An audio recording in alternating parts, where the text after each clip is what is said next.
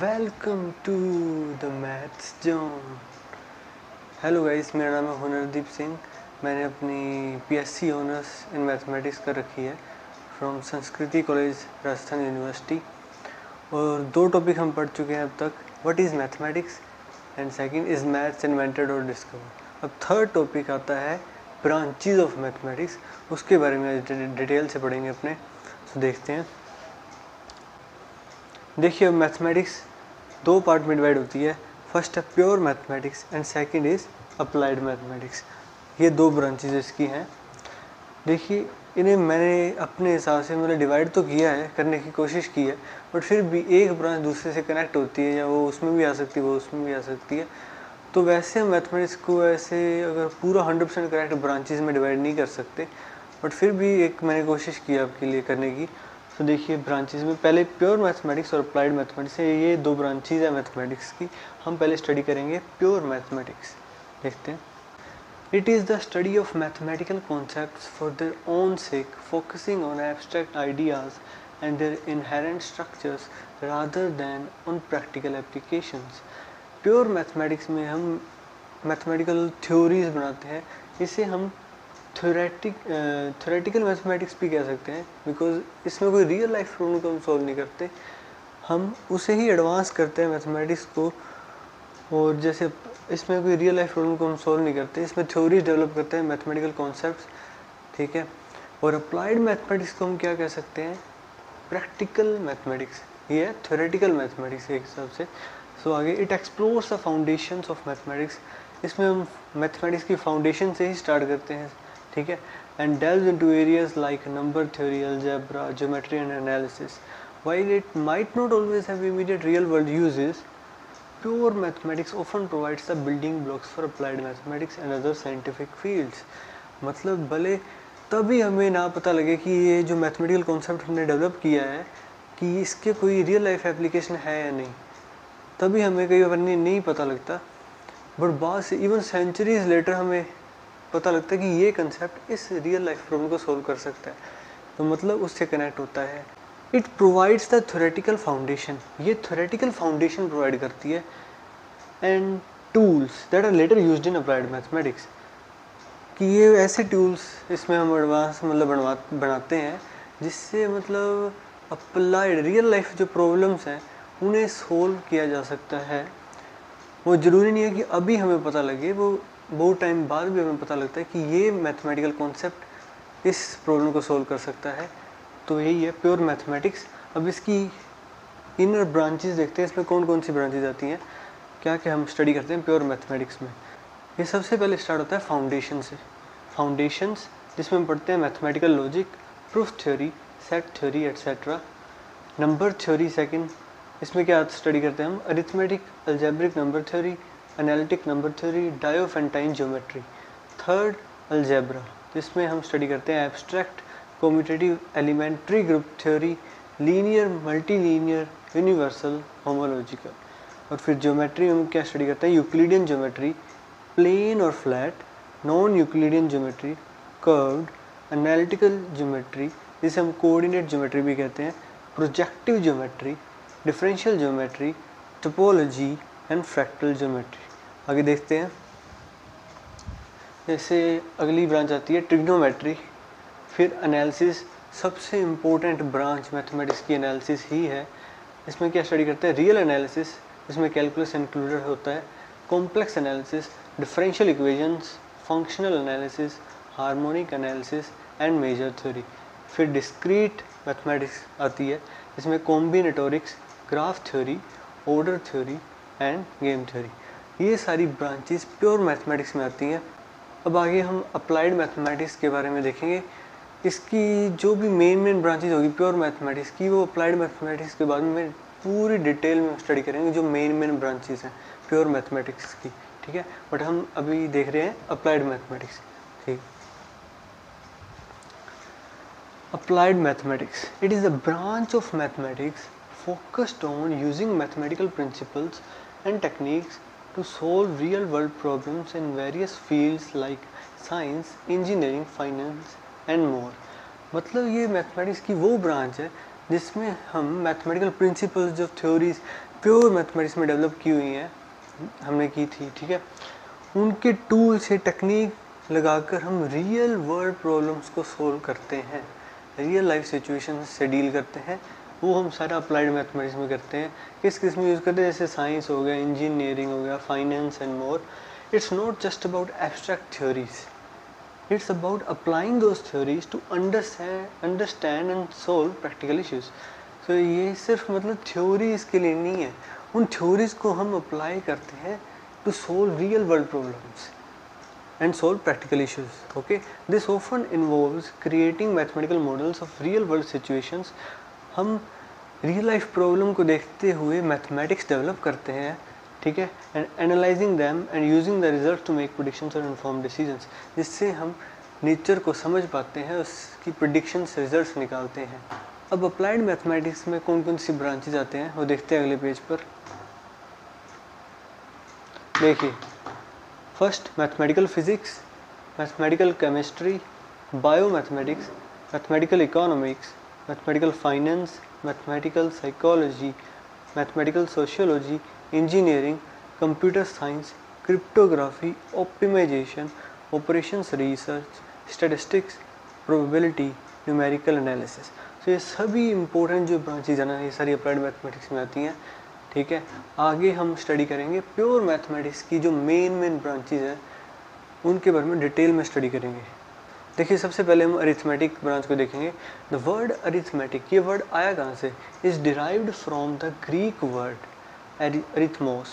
ये Greek word है, उससे ये डिराइव हुआ है। इस वर्ड का मतलब क्या है, विच मीन्स नंबर।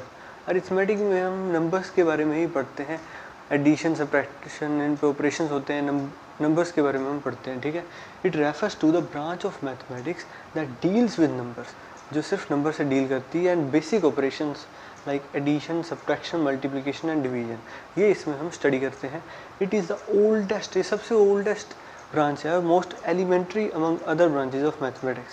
सो ठीक है, अरिथमेटिक तो बहुत आसान था। इसके आगे देखते हैं कौन सी ब्रांच आती है। देखिए, अब अलजेब्रा में देखते हैं।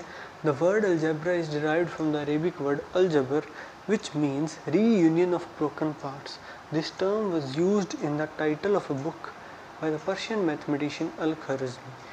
पहले तो अलजेब्रा वर्ड किससे डिराइव हुआ है, अलजबर वर्ड होता है, अरेबिक वर्ड है, उससे वो डिराइव हुआ है, जिसका मतलब होता है रीयूनियन ऑफ ब्रोकन पार्ट्स। इस पर आते हैं। दिस टर्म वाज यूज्ड, इस टर्म को यूज़ किया गया था सबसे पहले अल-ख्वारिज़मी ने किया था, उनकी बुक का टाइटल रखा था उन्होंने अलजबर, ठीक है, उन्होंने किया था। फिर the term aljabr in this context generally refers to the process of restoring और completing equations by moving subtractor terms to the other side of the equation.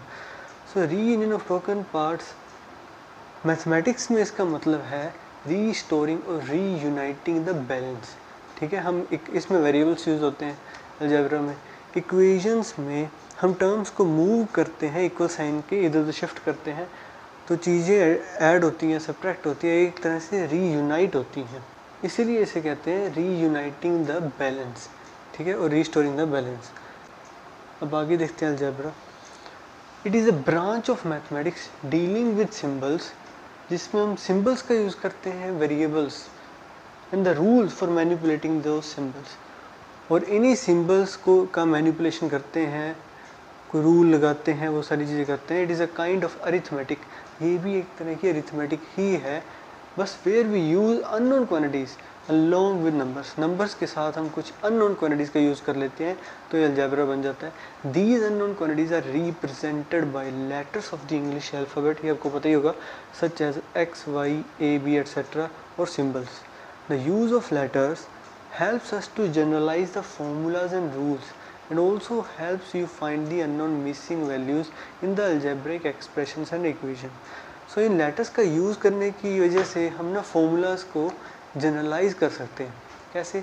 जैसे मान लो कि specific example 2 + 3 का होल स्क्वायर, इसमें इन्होंने देखा पैटर्न कि ये बराबर होता है 25, तो ठीक है, इसे खोल के सकते हैं, जैसे 2 की स्क्वायर प्लस 3 की स्क्वायर प्लस 2 इंटू 3। ये पैटर्न सिर्फ एक स्पेसिफिक एग्जांपल है, इसे अगर जनरलाइज कर दिया जाए तो क्या होता है, x + y to the whole power square is equal to x to the square x square plus y square plus 2 times x into Y. तो ये है जनरलाइज्ड फॉर्मूला, जो सब पर वैलिड होता है। इन अननोन क्वांटिटीज़ को हमने मतलब इंट्रोड्यूस कर दिया, इसकी वजह से हम फॉर्मूलाज को जनरलाइज कर पा रहे हैं। सो ये था अलजेब्रा। इसके बाद हम देख रहे हैं ज्योमेट्री। ठीक है, the word geometry is derived from the Greek words geo word and metron. इन दोनों ग्रीक वर्ड से मिलकर बनाए ज्योमेट्री वर्ड। जियो का मतलब होता है अर्थ, मेट्रोन का मतलब होता है किसी चीज़ को मेजर करना। Therefore geometry literally means earth measurement और मेजरिंग द अर्थ। अर्थ की मेजरमेंट करना ही ज्योमेट्री का मतलब है। यह तब मतलब जब ज्योमेट्री इतनी एडवांस नहीं हुई थी तब इसका मतलब इस वर्ड से रख दिया गया था इसका नाम। This reflects its historical origins, कि ये कहाँ से स्टार्ट हुई है।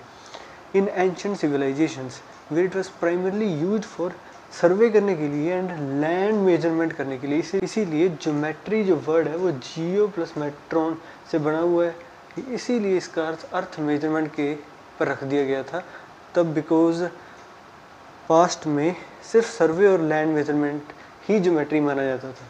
ठीक है, अब आगे देखते हैं। देखिए ज्योमेट्री में it is the most practical branch of mathematics. सबसे ज़्यादा प्रैक्टिकल ब्रांच है, सबसे ज़्यादा इसके एप्लीकेशंस होते हैं। That deals with shapes and sizes of figures and the properties. इसमें हम क्या स्टडी करते हैं? शेप्स की स्टडी करते हैं, उनके साइजेस की, फिगर्स के, उनकी प्रॉपर्टीज़ के बारे में हम जानते हैं। The basic elements of geometry are points, lines, angles, surfaces and solids. सबसे बेसिक एलिमेंट जो ज्योमेट्री के हैं वो पॉइंट, फिर lines, angles, surfaces and solids. 3 dimension हो गया वो। ठीक है, सो ये था ज्योमेट्री। इसके बाद वाली ब्रांच देखते हैं। देखिए trigonometry. The word trigonometry is derived from the Greek words. ज़्यादातर चीज़ें ग्रीक लैंग्वेज से ही ली गई हैं। So the word trigonometry is derived from the Greek words trigonon, जिसका मतलब होता है ट्राइंगल, एंड मेट्रोन, जिसका मतलब होता है मेजर करना, अभी बताया था। Therefore trigonometry literally means triangle measurement. Triangle की मेजरमेंट ही ट्रिग्नोमेट्री। ठीक है, so it is the study of relationships between angles and sides of triangles.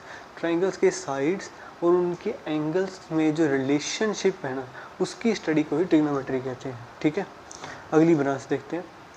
Calculus, सबसे इम्पोर्टेंट ब्रांच मैथमेटिक्स की, इसे देखते हैं, जो कि इसका नाम बिल्कुल काउंटिंग पर ही रख दिया गया है, मतलब कैलकुलेशन पे ही रख दिया गया है, क्योंकि तब इतनी एडवांस नहीं थी मैथमेटिक्स।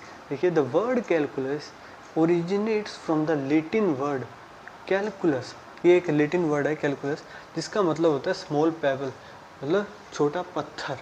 क्यों? Because this term was used because pebbles were used for counting and basic calculations on counting board similar to an abacus. जैसे अबेकस पर हम उससे मतलब कैलकुलेशंस कर सकते हैं फास्ट, वैसे ही इन पेबल्स का यूज़ किया जाता था एंशिएंट टाइम में कैलकुलेशंस करने के लिए, काउंटिंग करने के लिए। ठीक है, इन पेबल्स का, और इसी के नाम पर इसका वर्ड रख दिया गया कैलकुलस।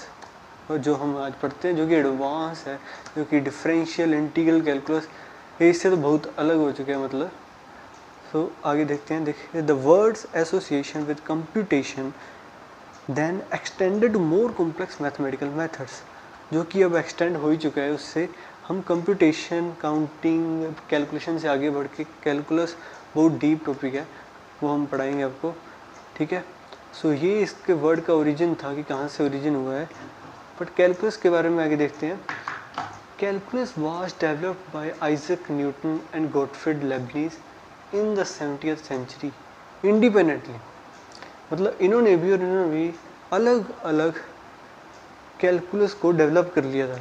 इसमें एक बहुत बड़ी कंट्रोवर्सी भी हुई कि किसने इसे सबसे पहले फाइंड किया।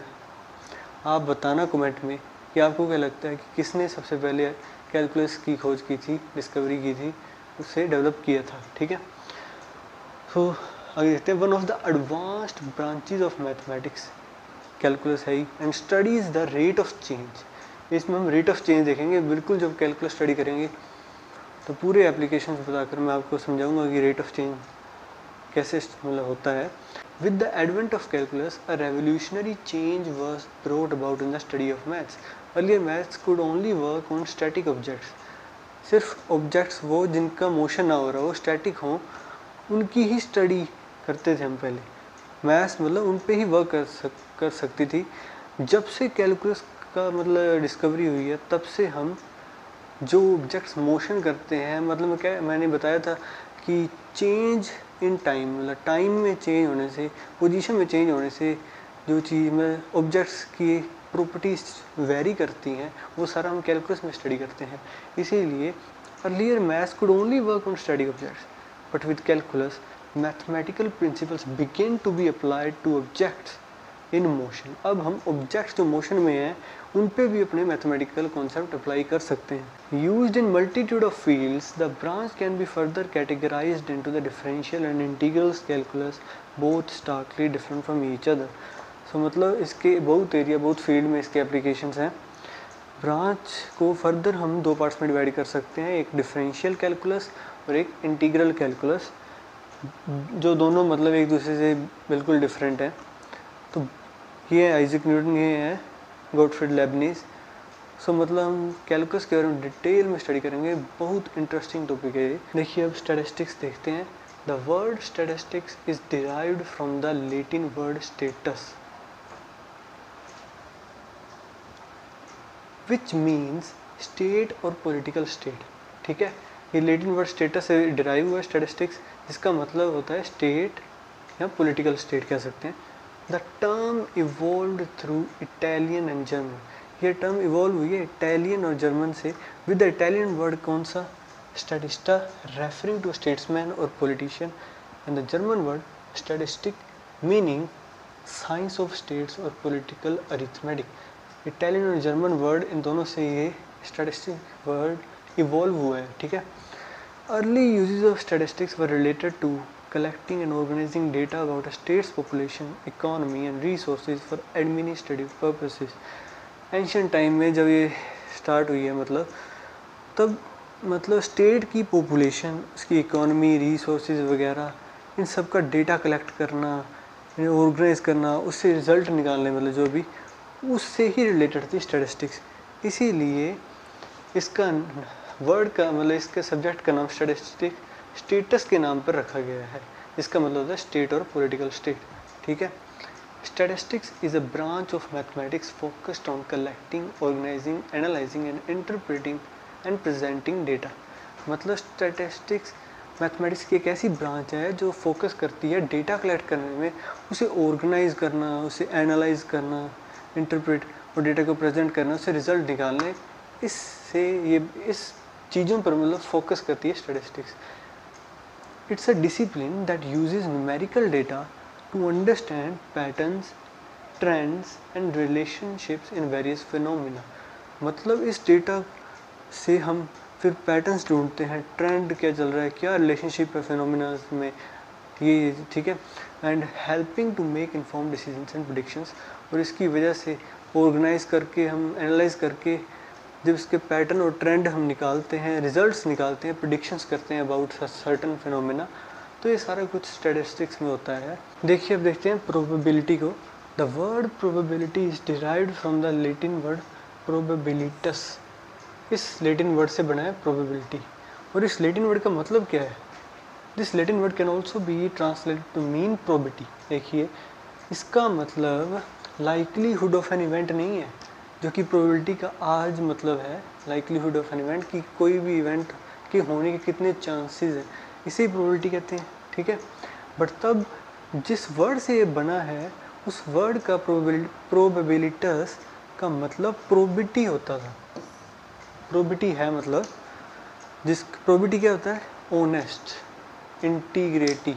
ठीक है, इसका मतलब वो होता है which refers to the quality of being honest और having integrity in the context of the legal system in Europe. Probity was used to describe a witness authority, particularly in relation to their nobility.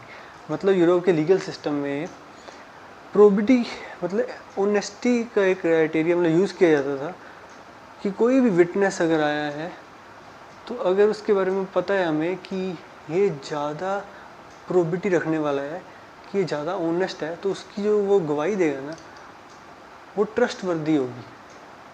तो उस पर probability रखा गया था, जो कि ना कि आज जिसे कहते हैं प्रोबेबिलिटी। आज तो लाइक्लीहुड ऑफ एन इवेंट को कहते हैं, पहले प्रोबिटी कि कितना ऑनेस्ट है, उस पर इसका नाम रखा गया था probability.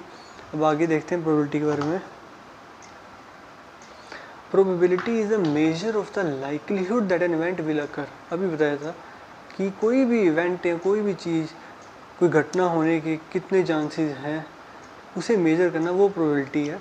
It's a number between 0 and 1। 0 और 1 के बीच में ही इसका मतलब नंबर है आता है, यही इसकी रेंज है, इसके अंदर ही रहता है। वेयर 0 इंडिकेट्स इम्पॉसिबिलिटी कि इस इवेंट के होने की कोई पॉसिबिलिटी नहीं है, नहीं होगा, 100% पता है कि ये इवेंट नहीं होगा, तब वैल्यू 0 आती है। And 1 indicates certainty. 1 मतलब कि 100% पता है कि ये इवेंट होगा ही।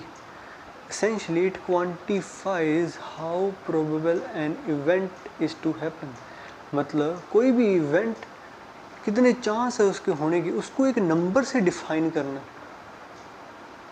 वो प्रोबेबिलिटी है। प्रोबेबिलिटी एक नंबर है, मतलब ये डिस्क्राइब करती है कितना इवेंट प्रोबेबल है, ठीक है, होने के लिए। सो इट क्वांटिफाइज, ठीक है। सो ये था प्रोबेबिलिटी। So thank you. आज का लेक्चर यहीं ख़त्म होता है। सभी ब्रांचेस मैंने मेन पढ़ा दिया, आपको पूरा डिटेल में कराया। उम्मीद करता हूँ कि आपको ये लेक्चर पसंद आया होगा। अगर पसंद आया तो लाइक, शेयर और सब्सक्राइब कर दीजिएगा। और हमने व्हाट इज़ मैथमेटिक्स पढ़ लिया है, इज़ मैथ्स इन्वेंटर डिस्कवर्ड पढ़ लिया था। थर्ड टॉपिक जो पढ़ना था वो ब्रांचेज ऑफ मैथमेटिक्स, वो आपको पढ़ा दिया है। इसके बाद भी अमेजिंग लेक्चर्स आने वाले हैं। सो सब्सक्राइब करके रखना चैनल को और नोटिफिकेशन ऑन कर देना, जिससे आपको मेरे लेटेस्ट वीडियोस का नोटिफिकेशन आता रहे। So okay, bye.